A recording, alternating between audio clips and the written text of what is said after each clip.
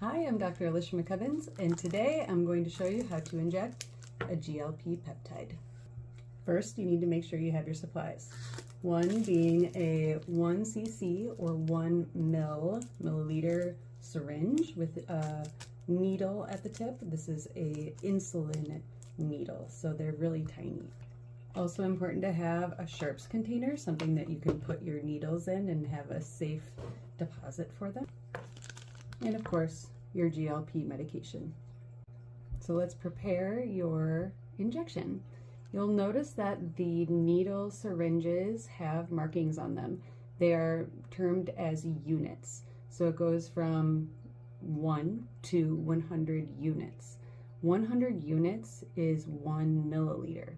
So if you were doing 1 full milliliter, you would use this entire syringe up to the 100 units.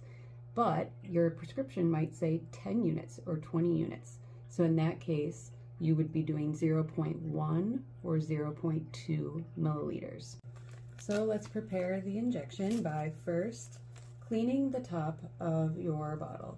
Make sure that if this is a new bottle, you remove the cap first, and then every time you prepare an injection, you will need to clean the top of the bottle.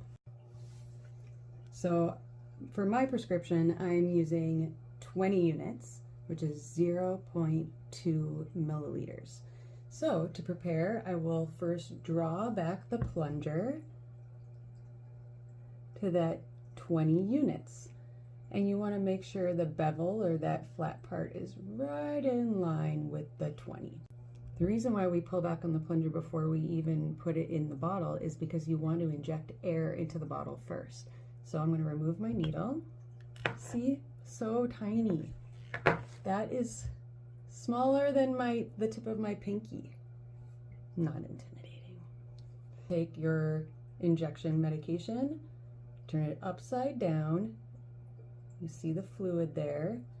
And then you want to put the needle in the tiny little circle of the bottle. And then you push that air in, and again, pull back to your desired units. And then remove. Now, for safety purposes, I don't like just putting the cap back on. Rather, you'll see that I have the cap ready, and I'll just slide it in. So as you saw, that was a very small needle, and that's because we aren't injecting it into the muscle. We're injecting it into the subcutaneous tissue. So really not very deep.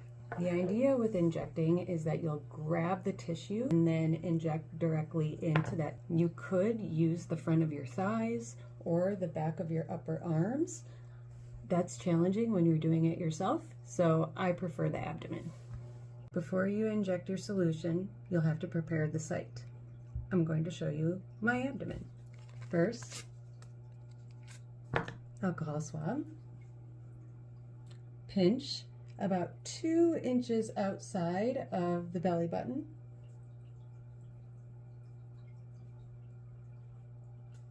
And let it air out. Then remove the cap from your needle. Pinch again, now that it's dried off.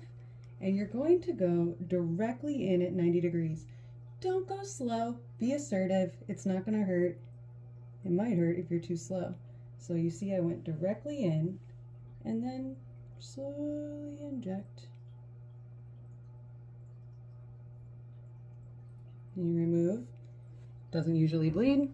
If it does, you can hold a cotton ball on it with firm pressure.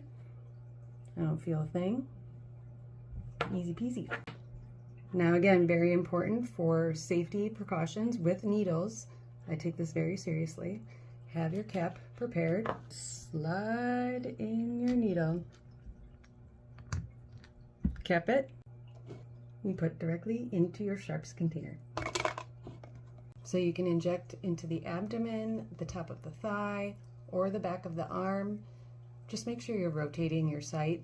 I generally will just rotate from left to right around the belly button.